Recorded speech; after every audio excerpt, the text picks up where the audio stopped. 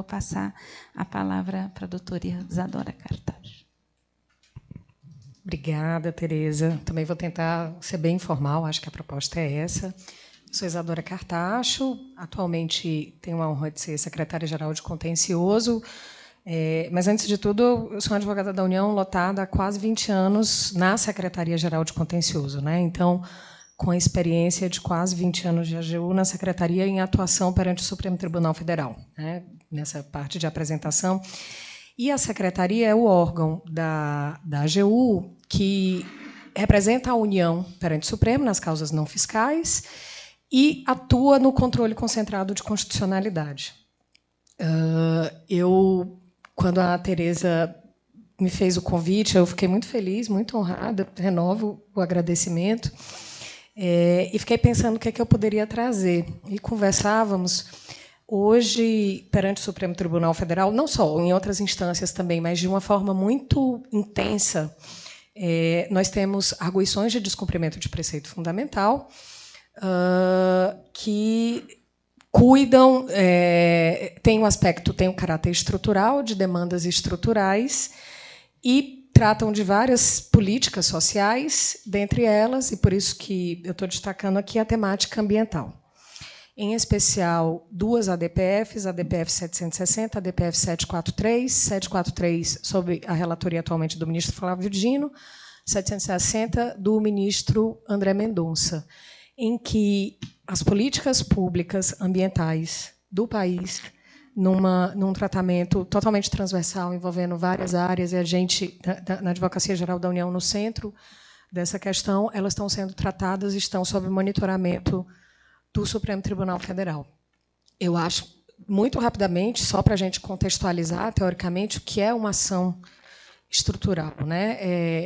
É a vanguarda, digamos assim, do direito processual. Os processualistas todos têm falado, a questão tem sido muito debatida, tem uma carência muito grande de regulamentação, tem um PL em discussão no Congresso Nacional.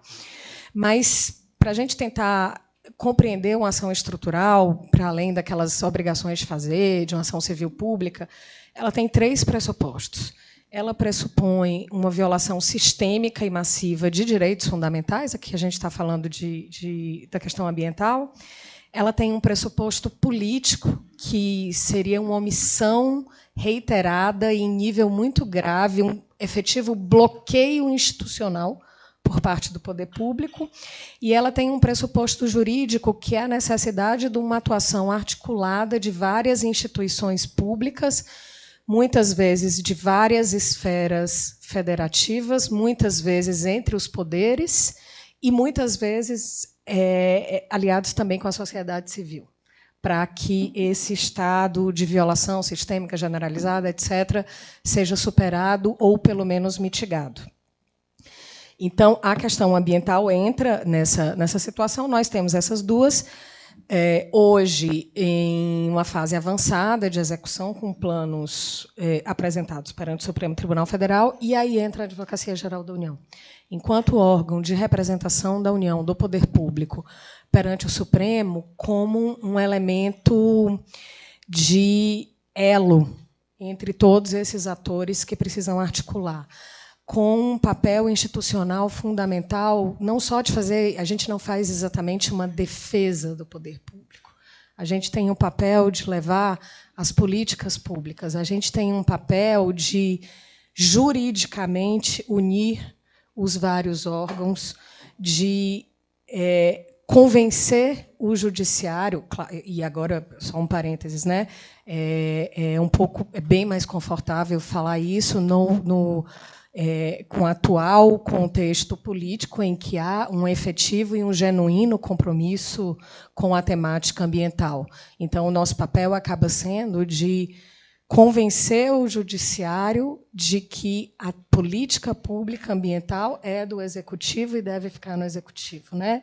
De se reapropriar, porque não há mais um estado de coisa inconstitucional.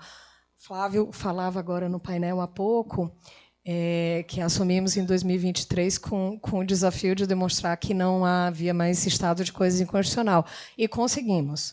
Nas duas ações, ainda que tenhamos numa atuação dialógica e cooperativa com o Judiciário, com o Supremo Tribunal Federal, também com o CNJ, especial Supremo Tribunal Federal, mas também CNJ, recebido determinações judiciais, elaboração de planos e várias medidas, mas o Supremo não reconheceu o estado de coisas inconstitucional. Isso decorreu de uma série, no primeiro momento em especial, em 2023, de uma série de medidas adotadas pelo governo federal, né, de mudança de postura completa, restabelecimento do PPCDAM, a retomada de execução dos fundos ambientais, a própria criação da Planaclima foi uma das medidas, enfim, várias outras, e conseguimos isso. Mas isso tudo demanda um papel da Advocacia Geral da União de sentar com os colegas dos ministérios, de organizar todas as... Não é só o Ministério do Meio Ambiente, né?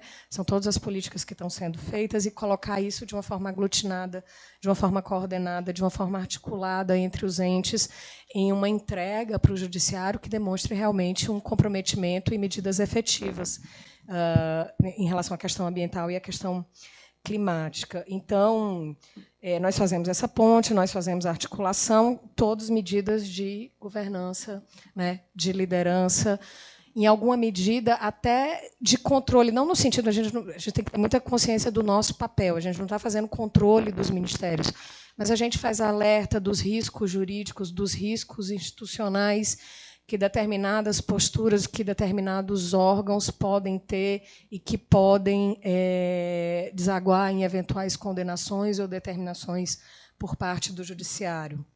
Então, controle, na verdade, nesse sentido, né? A gente não se presta a querer fazer controle de atividade finalística dos órgãos. Especificamente na 743, ela é uma ação relacionada ao combate a incêndios e queimadas nos biomas da Amazônia e do Pantanal. Foram várias medidas determinadas de prevenção, medidas de sanção, elaborações de plano, medidas de transparência. Para isso, a gente vem desenvolvendo um diálogo muito intenso, seja a nível horizontal, com os ministérios e com a Casa Civil da Presidência da República, em especial a SAM, né, a Secretaria de Articulação e Monitoramento, porque, ao mesmo tempo que nós temos esse papel de articulação jurídica, existe um papel político que é do Planalto e com quem a gente conseguiu desenvolver, nesses últimos 2 anos e meio, uma parceria muito grande, cada um dentro de suas funções institucionais, dando conta, né, desse imenso desafio que é conduzir essas ações. Mas também uma atuação de articulação no âmbito vertical, com entes subnacionais, considerando que nós temos o Comitê Gestor de Plano de Integração de Dados e Aprimoramento de Sistemas, e aqui eu estou falando dos sistemas do CAR, do sistema de acompanhamento de supressão vegetal e outros sistemas que precisam ser articulados, monitorados pelo MGI e que têm também uma necessidade de articulação com sistemas locais, com bases de dados locais, com competências dos estados e dos municípios. E aqui é interessante, em relação a 743, fazendo aqui uma imersão no foco primeiro do evento, que é a parte fiscal e tributária, porque várias determinações aqui, por exemplo, em relação ao CAR, né, a gente sabe que o CAR é o Cadastro Ambiental Rural.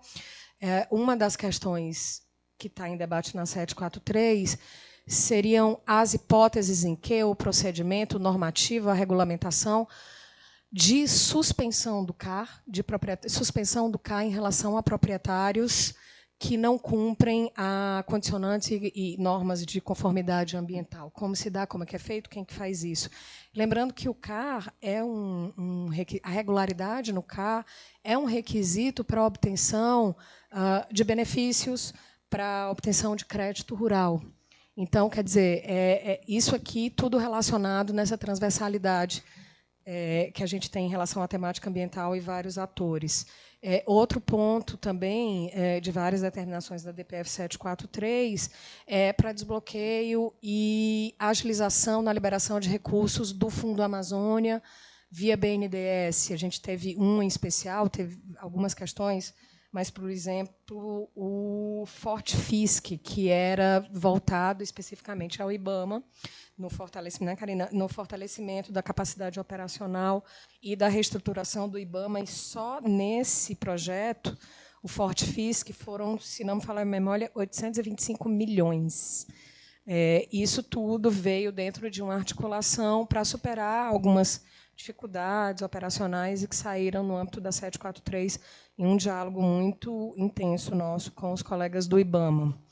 Na 760, que é a outra ADPF de relatoria do ministro André Mendonça, a questão lá específica é o combate ao desmatamento na Amazônia.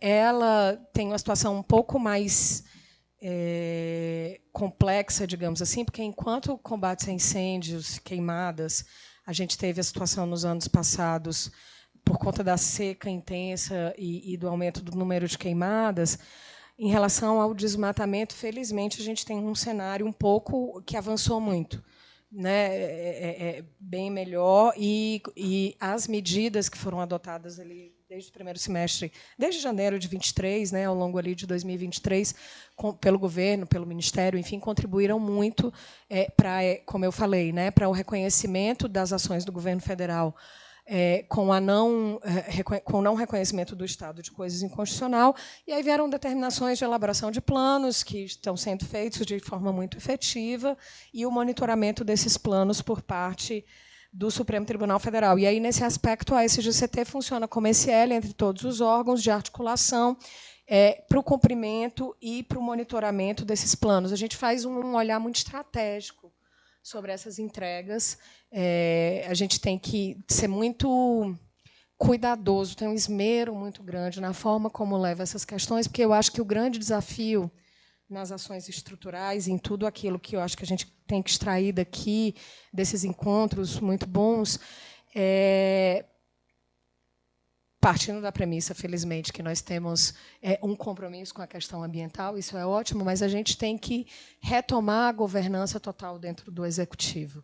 Não que o papel do Judiciário seja ruim, pelo contrário, o Judiciário acaba funcionando como um verdadeiro catalisador para essas políticas públicas, e a gente em parceria com o Judiciário.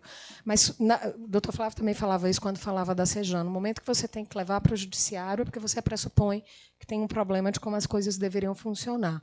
Então, nós temos que ter esse papel de ter muito esmero na forma como a gente articula com os colegas, constrói as entregas que são levadas para o Supremo para demonstrar realmente que aquilo está sendo efetivo e que está sendo feito com compromisso. Não pode ser uma atuação protocolar de entrega, de fazer uma nota técnica e levar, porque não vai funcionar. Não vai funcionar, e aí isso leva ao risco de, por mais que tenha um compromisso político, por mais que tenha entregas feitas, a gente fica a reboque do Judiciário. A gente perde o poder de agenda, a gente perde o poder de decisão, e a gente perde, no final das contas, a governança sobre a questão ambiental e sobre outras políticas que estão envolvidas em ações estruturais. Então, são esses desafios que a gente tem. Primeiro, uma conformidade com as nossas atribuições, estabelecer parcerias produtivas com os ministérios, com as CONJUS, com as PFEs, das autarquias, com a Casa Civil, em especial a SAM. A gente tem que capacitar os nossos colegas. Eu estou trazendo duas ações de grande impacto, que são no Supremo Tribunal Federal, mas cada vez mais ações, falávamos disso no almoço, em primeira instância. Então, a gente precisa capacitar os colegas para lidar com esse tipo de ação, que o fluxo, a forma de atuação é muito diferente. As peças produzidas, o tipo de argumentação jurídica, tudo é diferente da atuação tradicional para a qual a gente foi preparado. São demandas que envolvem um feixe amplo de políticas públicas, de atores, dos poderes, em vários níveis federativos. Nós temos que lidar, às vezes, com divergências entre os órgãos, mesmo os ambientais. Mesmo os ambientais, às vezes, a gente tem divergência entre o MMA e o IBAMA. Não vou nem botar as outras áreas. Então, a gente tem que saber o que é divergência jurídica, que é nosso, a gente tem que saber o que é divergência política e submeter às instâncias responsáveis, a gente tem que preparar os colegas para isso, a gente tem que saber lidar com desafios orçamentários, e com pleitos e ansiedades legítimos e corretos dos órgãos, dos ministérios, para tentar superar esses desafios orçamentários. e são questões que não estão nem na nossa governança, nem às vezes na do Ministério, né? Às vezes depende do Congresso Nacional. Nós temos que lidar com alta demanda de capacidade administrativa, por exemplo, agora com a FUNAI, com a questão indígena, que está relacionada, imbricada com a questão ambiental, mas para a gente conseguir fazer as entregas em outras ADPFs, a gente precisou primeiro reestruturar a FUNAI, porque simplesmente não havia capacidade institucional mesmo, gente para atuar. A gente tem determinações judiciais abertas, múltiplas, que vêm em cascata. A gente brinca que a doutrina fala em cascata, às vezes elas vêm em cataratas para a gente, né? Insere em cascata, e a gente tem determinações até quantas fases do processo. Então, são muitos desafios. A gente tem construído isso, a gente está pensando em normativos, em gestão, e a gente está aberto também para colaborar com tudo. Eu agradeço novamente, agradeço aos colegas pela paciência, por ouvir, eu estou à disposição.